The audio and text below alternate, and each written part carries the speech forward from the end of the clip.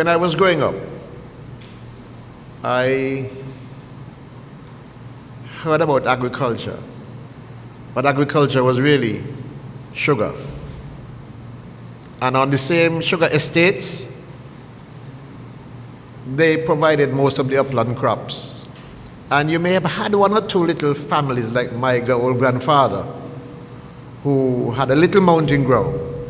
And so what you knew about farming was running up to the mountain in your grandfather's mountain ground, and maybe you see them produce potatoes. But it lacked science. It lacked the science. I will say 40, 50 years later, from that early perception, we have recognized that agriculture has grown significantly in terms of the science to why we do things and how we do things. Why we have to adapt, change all the time because of changes in environment and other things. Climate change, of course, has caused us to have to change methods. We have to determine, for example, whether we have to grow more climate-resistant crops. But agriculture, though, regionally, including St. Kitts and Nevis, has been driven mainly by the Treaty of Chagaramas. And as a result of that treaty, organizations like CARDI gave energy to what that treaty, the desires of the treaty.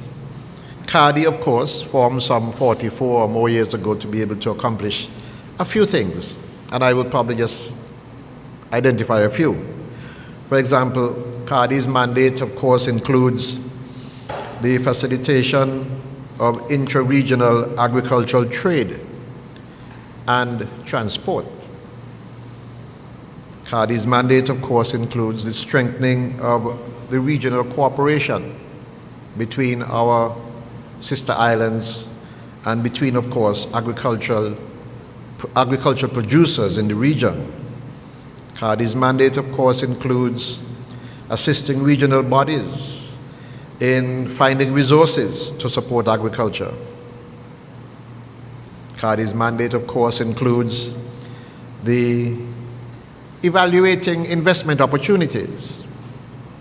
Its mandate, of course, includes some of that market intelligence that is required and to how to share that market intelligence across our region. It's not limited to that, but these are important mandates of CARDI. And so the question can be asked, has CARDI achieved? When I first met, I became the minister in 2015, and it was the first time I met an official of CARDI. I met Barton, what's his last name? Barton Clark. He came to my office and I said to him, after listening to him and after, reading a couple of things, I said, but Barton, CARDI is dead. I did say that to him. And he said, that's why I came back. I came back to revive, to restore some energy into CARDI. And so I asked the question, has CARDI achieved?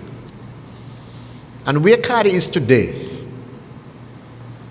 today from where I learned of it in 2015. For example, in 2015, CARDI was in debt, could not pay its staff properly. CARDI was not getting the kind of support from some of the regional governments that they were helping. And that is why I want to, at this point, ask you to give a hand to Mr. Barton Clark.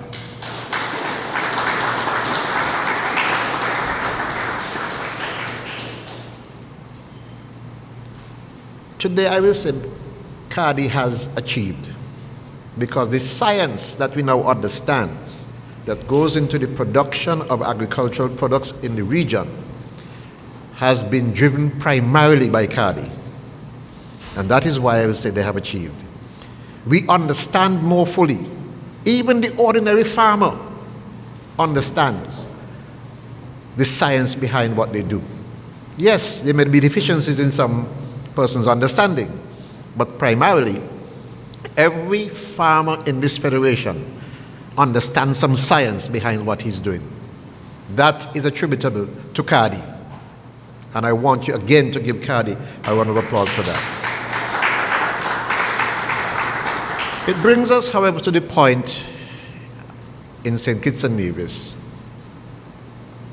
for us to determine, especially since we have had this September episode of hurricanes, what our strengths are. And if you say we have no strengths, what our weaknesses are. And if we have weaknesses, what are our opportunities? It is important for us to understand what our opportunities are and to carve them out, those opportunities. Yes, resources are scarce. Or if it is not scarce, it is not attributed to agriculture as in the sums that we would like. But therein lies opportunities. Opportunities for us to improve on what we do by making the information available to those policymakers. Where should I put myself? To those policymakers that agriculture is important to every facet of life. I am satisfied that we have done a lot in the last few years to determine the quality of food we produce. Our own lab indicates to us that our food that we produce is in 98% properly produced to be able to be consumed by any human being in the world. And so I'm satisfied that we're making grounds in those ways. But not despite that, we still have to determine what our opportunities are and how we are going to take advantage of those opportunities. The last 2 months we have had, the last few months, in September in particular, we have come face to face with hurricanes that tells us in small island states how vulnerable we are. We have never ever seen a hurricane that can be considered category 6. There's no category 6 on the charts. But if you think about it, those hurricanes are category 6, perhaps category 7, hitting us in this region, which puts every farmer at the risk and mercy of the weather, not only for his own personal losses, but the losses of the food that he produces, his income, the food he produces that we have to consume. That makes us very vulnerable. It makes us very vulnerable because we don't have any storehouses. You know, when Pharaoh learned that there was going to be 7 years of plenty and 7 years of famine, he built storehouses and put away food for those 7 years of famine. We don't have that kind of storehousing. Makes us very vulnerable. That is an opportunity. That is an opportunity. How do we store? How do we preserve?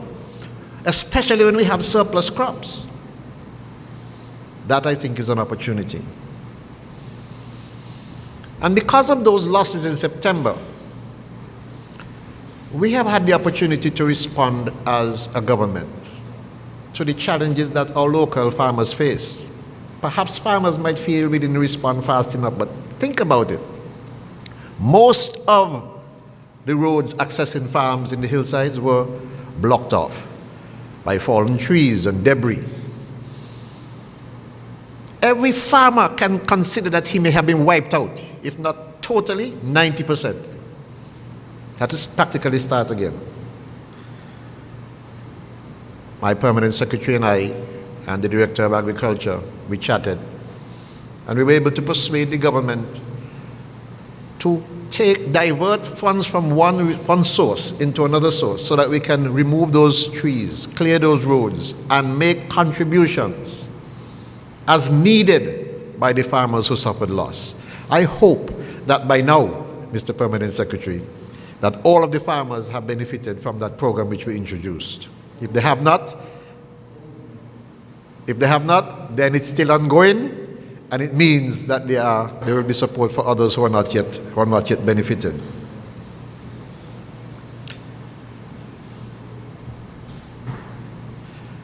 I may divert a bit to AICA, because I want to thank AICA. Forgive me.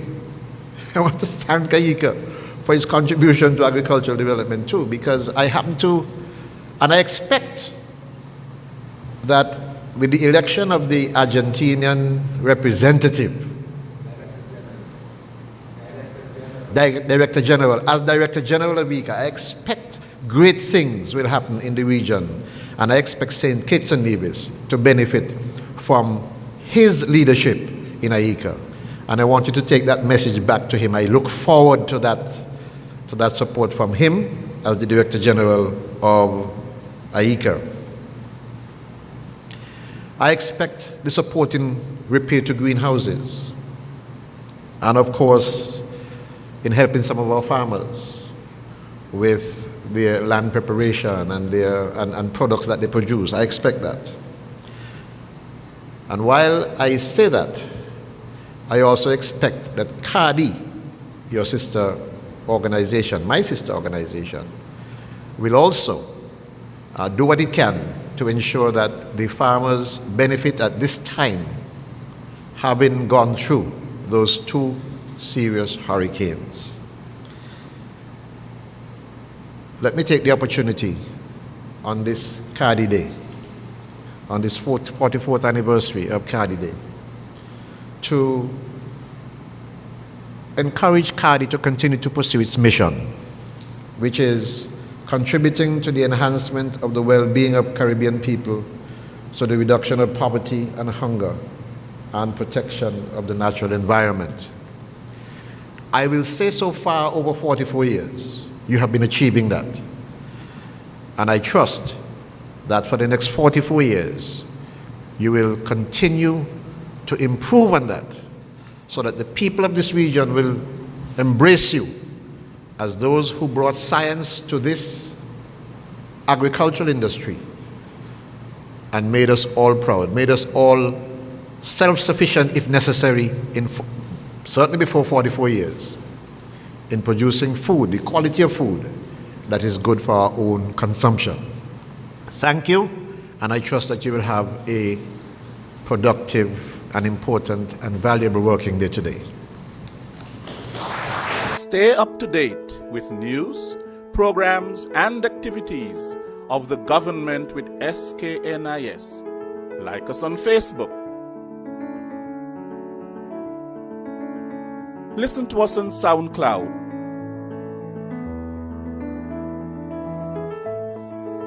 Follow us on Twitter.